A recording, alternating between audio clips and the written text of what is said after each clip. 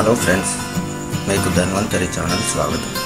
ఈరోజు మనం అదే పనిగా వేధించే దగ్గు జలుబుకు మంచి చిట్కా తెలుసుకుందాం. రాత్రిపూట 4-5 బాదం పప్పులను నీళ్లల్లో నానబెట్టి ఉదయాన్నే పొట్టు తీసి కొద్దిగా తేనె కలిపి మెత్తగా ఒక ముద్దగా తయారు చేసి రోజు ఉదయాన్నే తింటే మొండి దగ్గు జలుబు 2-3 రోజులలో తగ్గుముఖం పడుతుంది. ఈ వీడియో మీకు నచ్చినట్లయితే మా ఛానల్ను సబ్స్క్రైబ్ చేసుకోండి. ధన్యవాదాలు.